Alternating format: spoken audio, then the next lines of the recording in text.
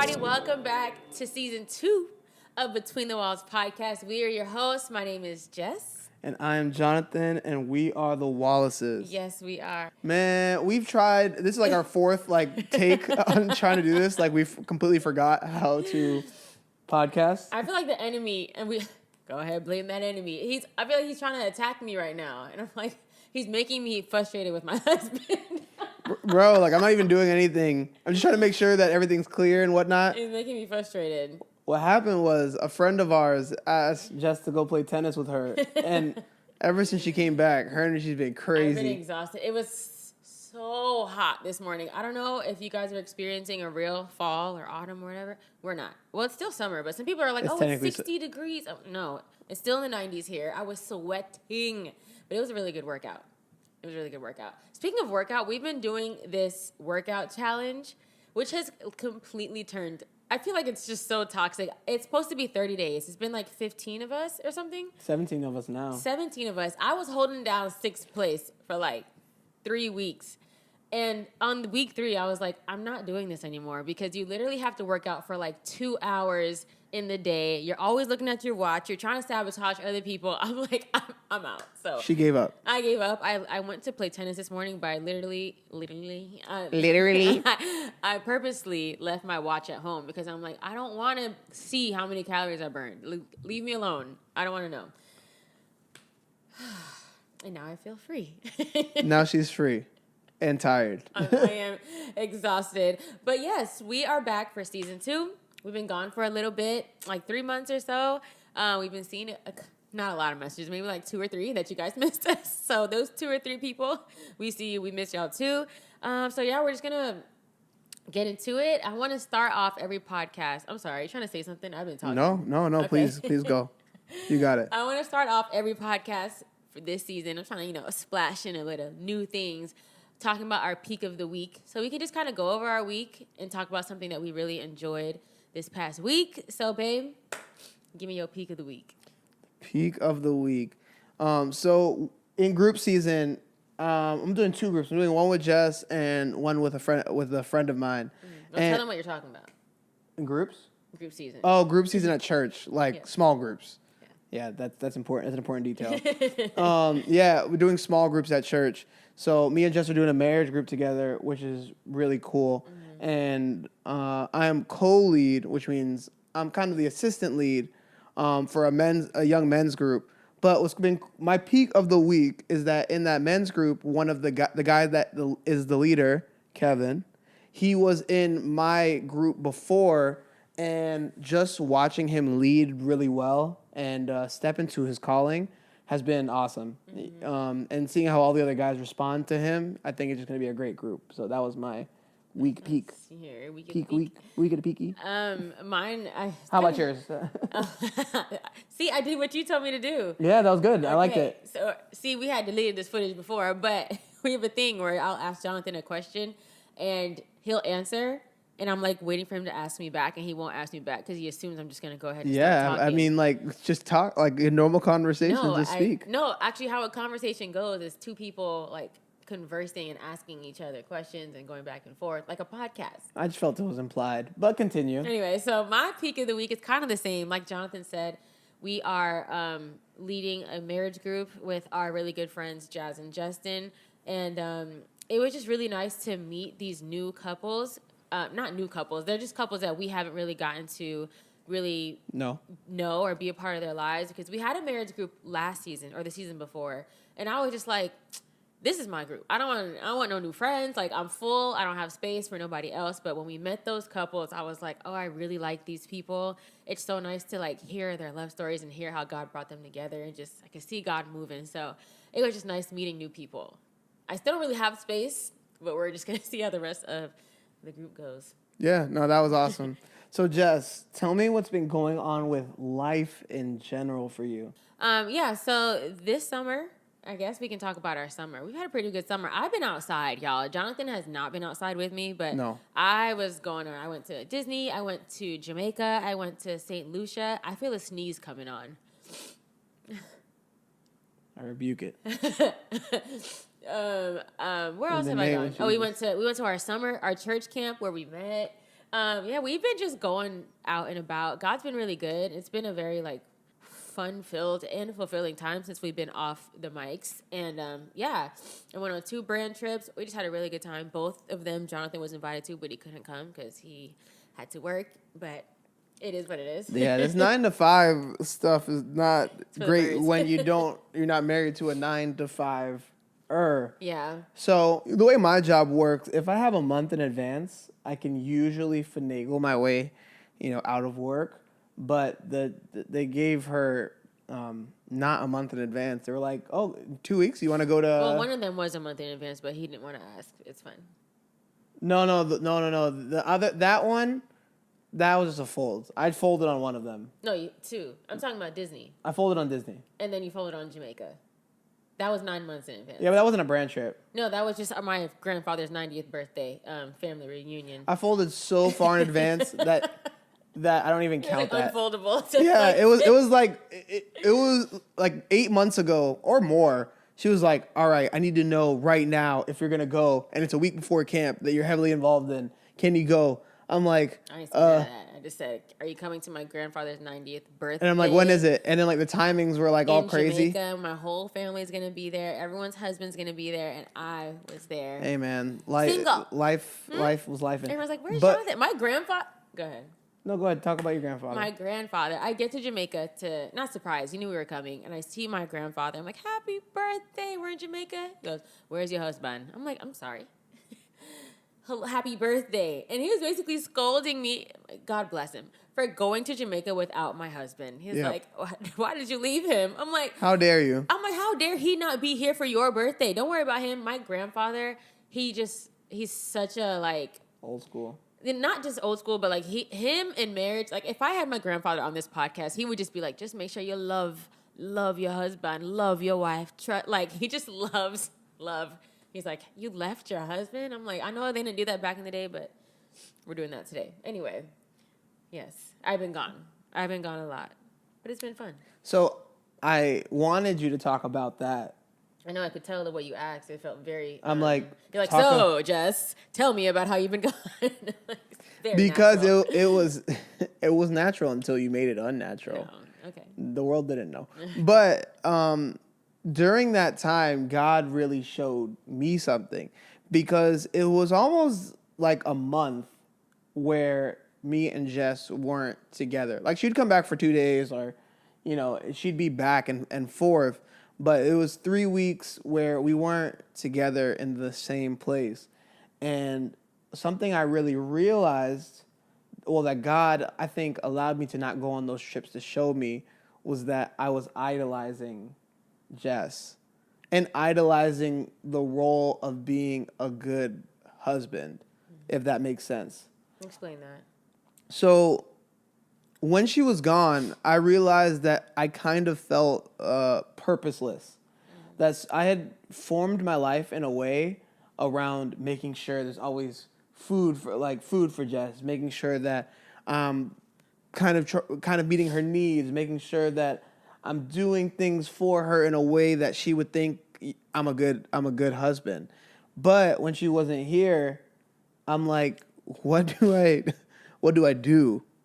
Like with my life.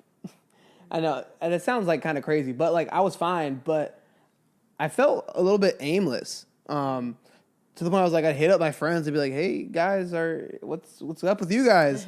But realizing that I had not neglected those friendships, but not nurtured them well, because I had no idea what do you guys do? Like especially my non-married friends, like, what do you guys do when I'm not around? I never thought about it or like checked in on them. So that was just a thing that God showed me during that time, that as much as you being my wife is my first ministry, like you're still not Jesus, and that's what I need. Even to the point where, when you're here, I'll wake up in the morning sometimes and I'll see my Bible on the bedside table, and I'll see my wife like laying there nice and lovely, ready to be cuddled with, ready to be hugged. And oftentimes I would delay my going to pick up my Bible to go have my quiet time and get out of bed before work so that I could stay in bed with my wife longer.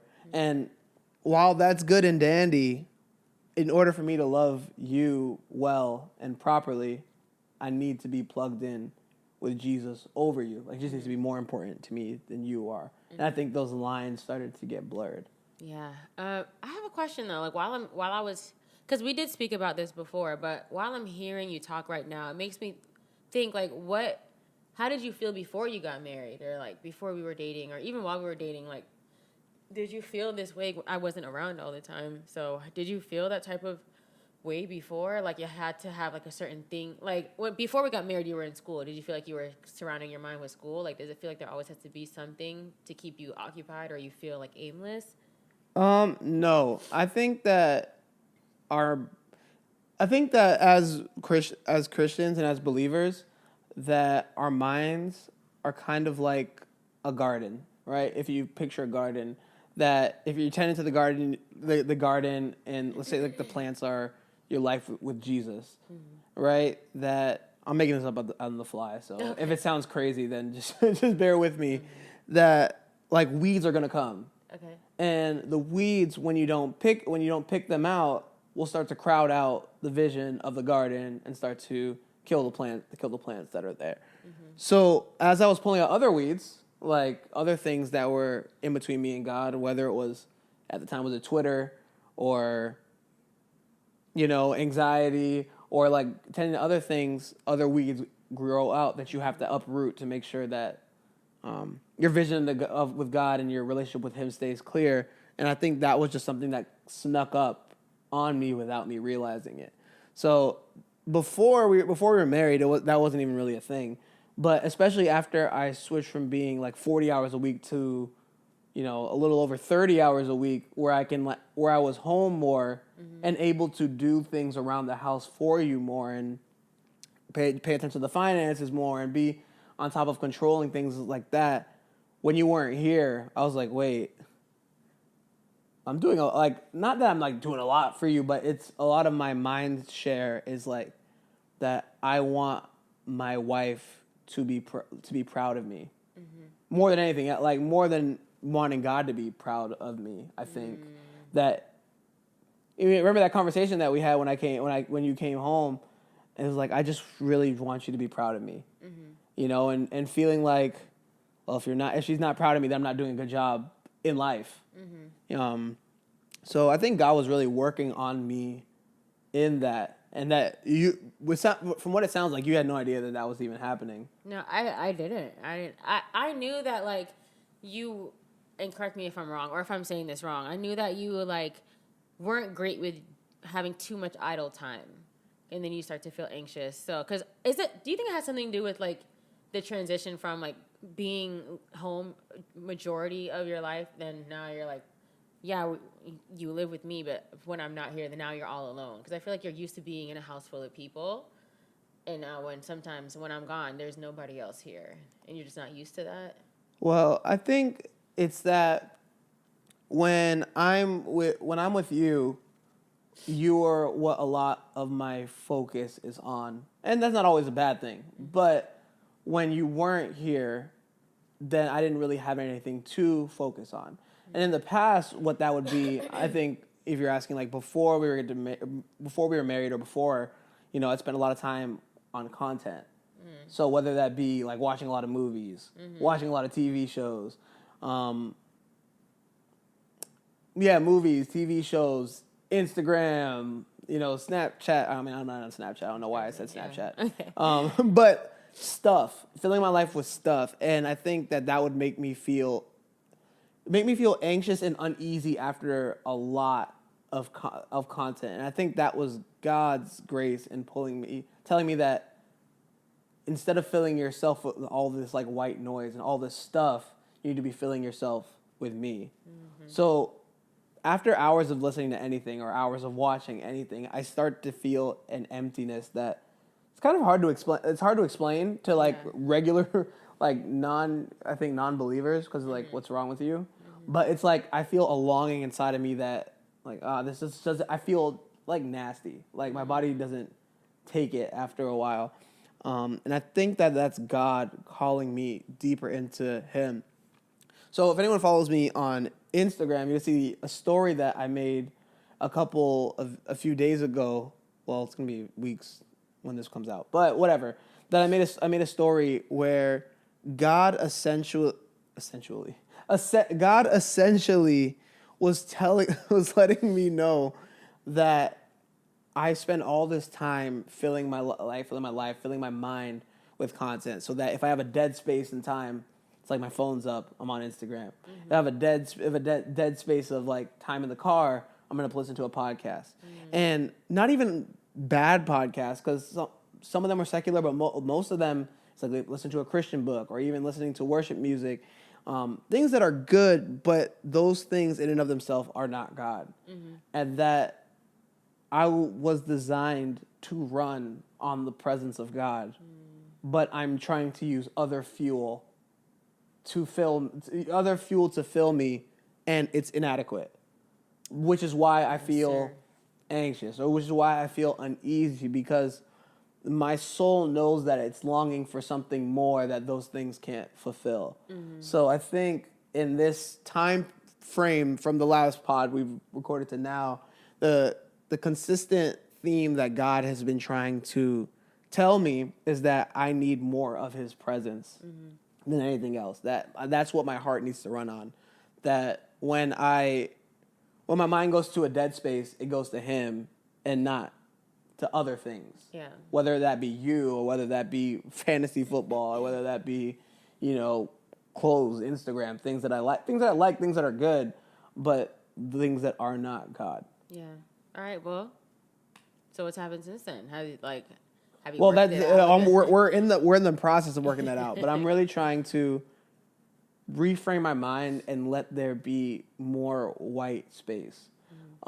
Someone during the guys group, his name's Daniel. He actually said, "You can't see the art." I'm gonna butcher the quote again, but you can't see the artwork without the white noise, like without the white space in the background. So I think I am actively attempting to cut out some of the noise, so I'm able to see more of what God's doing and what God's trying to tell me, so I can lead so I can lead this family well, so I can steward my time well, and my relationships well. That not just this relationship, but other friendships well as well. So that's where I'm at. That's where I'm at right now. These are the lessons learned. One thing I learned about God is that He's going to. We're like all adjusting ourselves. Yeah, I'm like. One thing I learned about God, I know about God, is that He's going to get your attention. Yeah. Especially if you desire to hear from Him and you don't push Him away. He's going to get your attention. True. So talk to the people, Jess.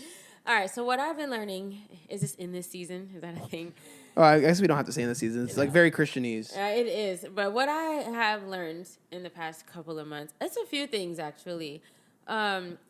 It goes between validation and I had to relearn something again. I feel like I keep failing the test. Like I keep going through the same thing and complaining about the same thing, and then God has to check me with the same thing over and over. And it's about not being.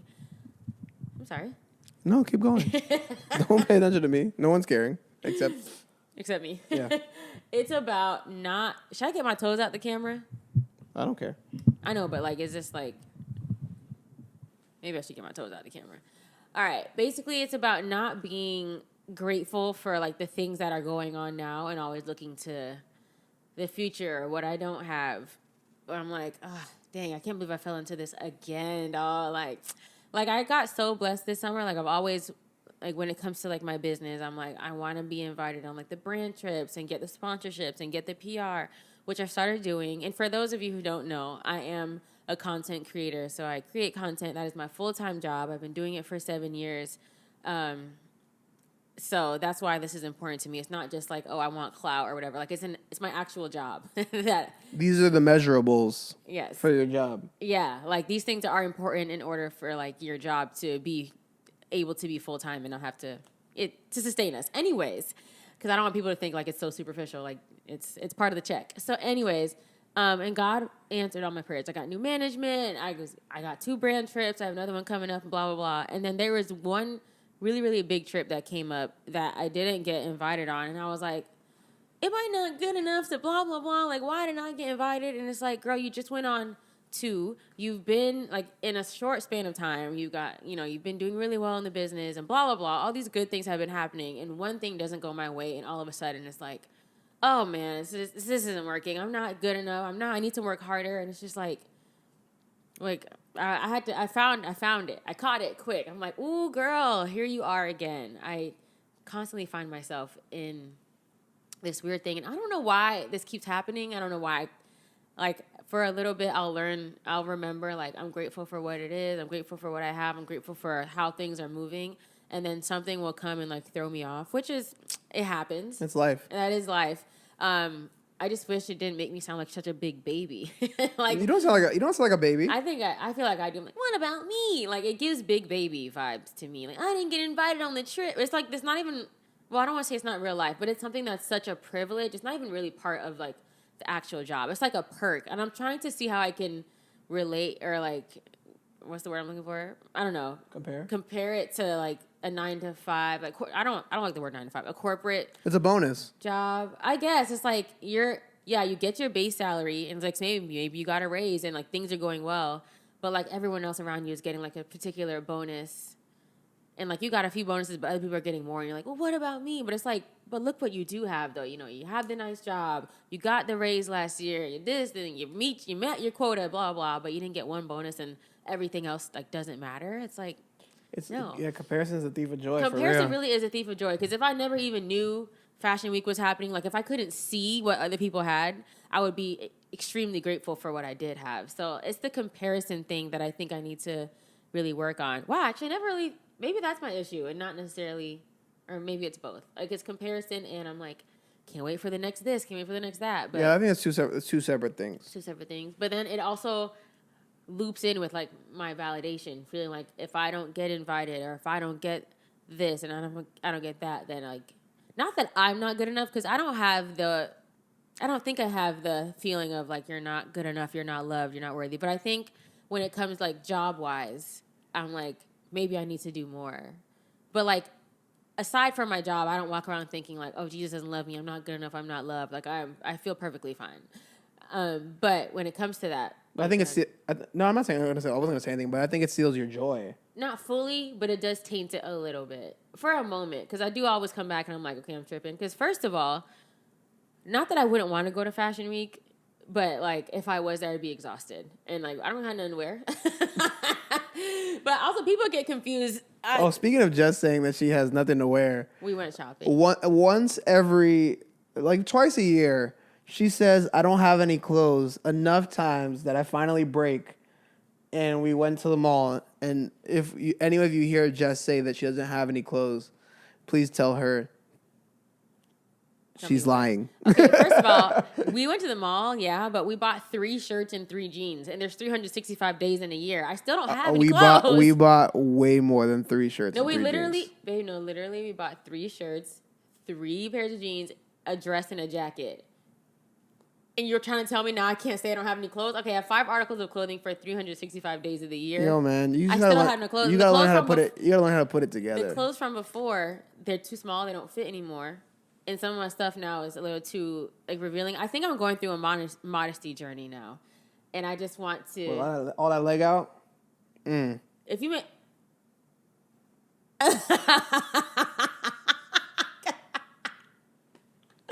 She's not a real Christian. I will stand up right now. These are the longest shorts that I own. I'm standing up. I don't care. Uh-oh. Look. You trying to tell me these shorts aren't modest? with the cut right there. Get off me. Exposing the thigh. Get away from me. To make men lust. Anyways. Not Christ-like. You know what's funny? We were going to brunch last Saturday or something, and Jonathan told me to... I'm sorry, am I boring you? Yep. I'm sorry, I'm joking. I was going to put on this green dress that was, like, very low cut. Like, girls were sitting out. And John's like, just wear the dress. I'm like, but my chest is out. Like, man, I don't care. Because it's so funny because people are always like, that is for your husband. I'm like, wait, is this making you sound bad? I'm like, my man, he's not like, my eyes only. Like, he just like... Wait, maybe he's making me sound bad. I don't like this then. No, I just didn't think it was that crazy. Oh, it's a little busty. But anyways, that aside, I think, But I also really, really think that modesty, it's such a fashion, It's culture based. is it called that? Well, that's not what I was going to say though. But I feel like you really are putting your outfits together, like, because like, honestly, low key, like looser clothes are in now, and like wearing like a tank top with holes cut out on the side, that's not putting on a fit. It's to me, it's lazy. So I feel like the more covered you are, you're layering up. You're wearing like a nice shirt with your like the shirt's tucked into the high waisted jeans. Like it's cute to me. Yeah. Dang, I gotta check my motives. It's so funny. I've been trying to tell Jess that. He has been trying to tell me that. I'm like, I want a crop top, and don't get me wrong, I still love a good crop top, but like with a high waist jean, like give me a little tiny little peekaboo. But now I'm like, dang, I need to check my motives. No, I don't. I always feel like I doubt myself. I'm like, am I doing it because I like the fashion, or am I doing it because I want to serve Jesus? But you know why I do that? Because I am. I'm scarred from social media. Always in my comments, people are always making me second guess myself because they start asking. I'll say something and they're like, "Well, are you?" And I'm like, "Let me think." But no, leave me alone. I don't. No, but I think. I'm sorry. No, go ahead. But I think really analyzing yourself is healthy, and analyzing your intentions is healthy. But I don't think I need to constantly do it on camera. Oh, I mean, yeah, but I think it's closer to godliness than always thinking that you're right. Yeah. Because like I realize that sometimes I could be critical about things, but I think recently God's been like trying to tell me like maybe you're wrong. Critical about things in what way? In terms of like me. No, not necessarily you, but like the church, like the Big C church, not like the local church, but church in general. I'm like, I don't know why they're doing that. Mm-hmm. But then I'm like, you know what? I only have like limited vantage point from the things that I've seen in my 27 years. Like, what do I know? I think a lot of people need to start asking them themselves that question. Like, what? You see a little bit of XYZ, and it's not just social media. Like, we see only a little bit of what our parents go through. We only see a little bit of what our boss is doing, a little bit of what our pastor is doing. And we think that we can tell them, like, well, you should XYZ, or why didn't you do it this way, or why didn't you do it that way, when you have no idea what else happened behind the church conference they put on, or behind whatever new plan your boss has. Like, they probably already went through the XYZ that you think could have been better, but they thought about that already. Yeah. So I think more people need to be like, you know what? What the heck do I know? Maybe I don't know. So let me just shut up. And that's not nice. And maybe they should stop talking. Yeah, maybe they didn't think about all that, and maybe not. But I think always leaving space for yourself to not know everything, because we don't know everything. Yeah. And that maybe we're not seeing the full vantage point of everything. And right. I think that's a healthy way to look at things, and then not judge people. Yeah. And have grace. But that also makes me think of to not always be like, I guess this is for me, like, God, why not me? Or like, when? Because we don't see the whole picture. Yeah. And God knows the beginning and the end. So obviously, if you don't have something right now, he knows exactly why you don't have it. And he knows when you're going to have it. Or he knows that you're never going to have that, but you're going to have something different, because he sees the outcome and we don't. And that is a lot of things in life in general. Like, we don't see the outcome, so we don't understand. Yeah. And I think that's one of the things that God's been teaching me as well. We got way off the validation thing. Were you done with that? I don't remember. Maybe not. I kind of wasn't. But we ended up talking about the modesty thing, and then that's what took us off. Yeah. How did we get from modesty to talking about pastors? I don't know. Better. But I'll say one more thing about the maybe not knowing everything thing. I think that I naturally have a maverick spirit, which means that I like to chart my own path generally. But I think one thing that God's been really trying to show me is that you don't know everything. And I still have my opinions. Yes, but he does. I still have my opinions and what I think that, in a lot of things, what God would do or what I would do if I ran, whatever. But God put me under leadership, whether it be church, whether it be work, whether it be whatever avenue of life, we have some level of leadership and headship. Yeah. And that if God wanted the leadership and headship to be different, he would make it different. And that our job is to just pray for our leaders. And when it's time for us to speak, we could voice our opinions. But submission to our leaders here teaches us more about submission to Christ, in terms of like when God, like we want a baby right now, right? God, in his infinite wisdom, deemed it that we don't have a baby at this moment. And I'm going to submit to, I'm still going to say God and ask, because he tells us to ask, but I'm submitting to his plan and his timing, because he has it figured out. And it's okay that we don't know. And have you felt like these, for sure. Have you felt like there are times when you're like, I can see why I actually don't have that baby right now? Like, even if we did, we would figure whatever it is out. But are there times where you're kind of like, God, I see why in this moment right here, like I see why you're making me wait? Yeah, 100%. Because one thing that we talked about recently was even though we haven't had the baby yet, I still don't wish the baby had come sooner. You know, it's more so about like wanting to know that the baby is coming. Yeah. Can I get a little date, please? Yeah. Then it's like, oh, I don't have to think about it anymore then. But because I'm so happy for every moment that we have together where it's just you and me, because those moments will never, ever, ever, ever get back. Even when, after we have our baby and they're in college or they're out of the house, it's still not going to be the same. Yeah. You know, life is going to be different. We're going to have other things that we're thinking about, other concerns, it's not going to be what it is now. So every moment that we don't have the baby, you know, it's the reframing that God's just giving me more time with you, to spend with you, and that's a beautiful thing as well. And one thing, I think I said this last season, but I don't ever want it to become like, oh, but like I'm missing out on life until I get the baby, because like I'm living life right now. What about you? What do you think about that? Kiss? Not with all the sticky on your lip right now. Do you not like it? Because I knew. No, I don't. I came down here with my makeup done, right? Expecting a compliment, which I don't know why. And I just knew, I'm like, because of this one thing, like everything else could be great, but because he doesn't like the lip gloss, he's not going to say anything. Low key, that brings me back to something I was going to say earlier. But what were you going to ask me? Do the same question you asked me. Oh, yes. There have been times where I'm like, okay, I can see it. Anyway, that brings me back to validation, because I get a lot of, my love languages, I always say, like, they're all 5 of them, even though I think gifts is last. Like, I don't really care about gifts. I just want to be able to have enough of just personal to buy my own stuff. But anyway, I don't care about gifts, but every other love language, I feel like I need it, which some people will be like, oh, poor Jonathan, but whatever. But lately, I feel like whichever love language I'm not getting is the one that I feel like I need the most of. And ain't that something? Love languages, words of affirmation. Ain't that something? Every time I feel like I got it figured out, it's gone. Words of affirmation is not my husband's strong suit.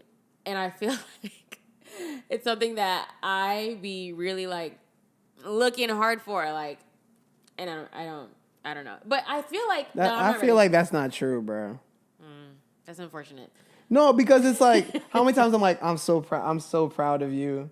Like, and thank you for, everything you do for our family. You look so pretty today.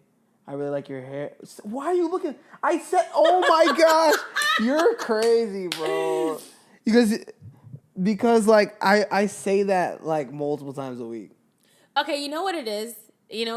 He's not wrong. So I'm going to give him his credit where it's due. I'll give you a 50. And unfortunately, a 50 is an F, even though you're halfway there. It shouldn't be an F, but unfortunately, in the school system, it's an F. But my issue is that when I do get dressed up or I do something nice, like say if I do my hair, like got my curls popping, he'd be like, it's not my favorite, but it's fine. Or if I do my makeup, he won't say anything. And I'm like, but like when I have zero low effort, anything, he'll be like, isn't she so pretty? Like, blah, blah, blah, blah, blah, blah, blah. Which is also great. So you're at a 50. And but 50 is an F. But my issue is, I feel like we talked about this. Have we talked about this? probably, but it's something that God had to work on me with, or actually, I'm working with God on it with, because I'm like, okay, well, I don't know, something that's still a work in progress.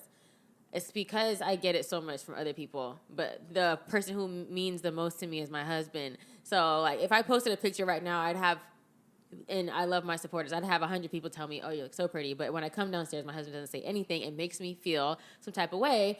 But I have to not lean on my husband for validation, because I know I'm beautiful, because I am made in God's image. So I'm beautiful. You're beautiful because you're made in God's image. And he already told us so it's so.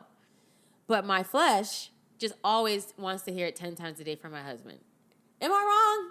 I don't know. No, not necessarily wrong. I think it's an improvement point for both of us. You want to tell them what happened at the mall? No, no. But I think it's an improvement point for both of us. On my end, That's funny. On my end, I do think she, to me, is the prettiest when she has, less makeup on. Not the lip gloss or whatever. But am I ugly with it? No, you're not ugly with it. But am I not pretty with it? Can I get to what I'm trying to say? You're right. Good. My bad. So, it's easier for me to compliment her when she has less of those on. Like when she does the simple, even when she does like the simple makeup.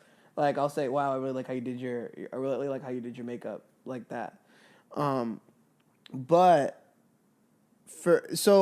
I do think I compliment her, and that's where I'll give myself some props. But I need to do better at making her feel loved, even if I don't feel like saying something, or I don't think to say something. So I just need to think about saying something more. Because even when you do have the lip gloss and like the more done makeup, I still do think you look pretty. Even though it's not my favorite like look in general, I can just say, I think you look pretty. And then just remind myself we have to do what love requires. So that's what on my end, that's what I need to work on. That's nice. But it's not a bit. What can I work on? Well, this has been a great episode of the Between the Walls podcast. No, you're okay. Oh. You're okay. No, tell me. We're not going to sit here and beat you up. What about me? I don't know. I'm not good on the spot. This is healing. I'm not good on the spot. But nothing's been on your heart. I wasn't prepared to think about it. Okay, that's fine.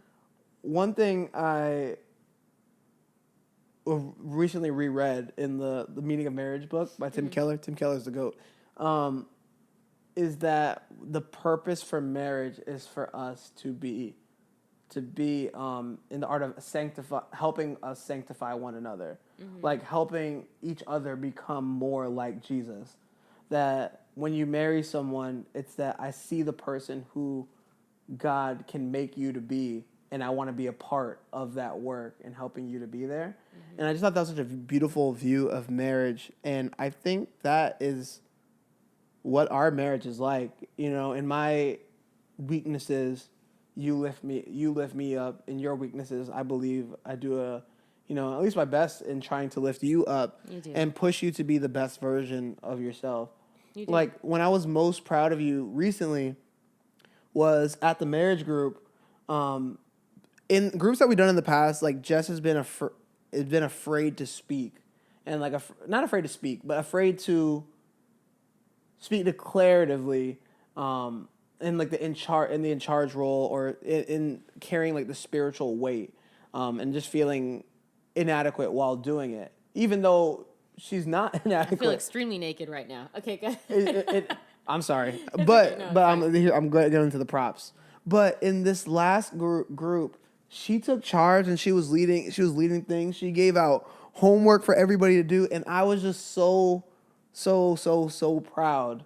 Like I was like looking, I'm like, who is this girl? It's your queen. But yeah, so getting to watch God continue to make you into the best version of yourself has been like the pleasure of my life these past 2 years. We're gonna kiss. No. Even with the, yeah. I don't want to kiss you. I don't care. I don't care. No. They do it in the movies. What love requires. It's okay. I love you. Thank you. That was very nice. You're very welcome.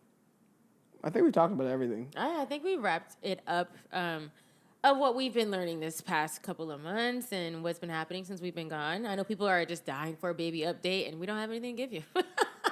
When there's something to give, it will be given. We thank you guys for all the prayers, all the nice words. I've had some really nice emails of people telling me the visions that they've seen. They're always different. So there's no common thread? No. All right. Well, the common thread is that I will be, but everyone's like, I've seen this and I've seen that. I see a boy. I see a girl. Yeah. I'm like, okay. I see twins. It's a lot, but I can see a cloud. It's happening. with the rain. A new thing is coming. Yeah. A new thing is coming. God gonna do something. I'm grateful for you guys because you guys are very encouraging, telling me not to give up, don't give up hope, which we never have at all. So if we ever made it seem that way, don't let the tears fool you. We never gave up hope. And yeah, that's not what this podcast is about though. So everything's all good. God's doing his thing and we're living in it. Yeah. God's good. God's great. And all the time? That's not where you're going? No. Okay. I was just saying God's the best. Well, he is. Well, that's that. We'll Welcome back, guys. Oh. And we'll see you guys next week. Bye. Bye.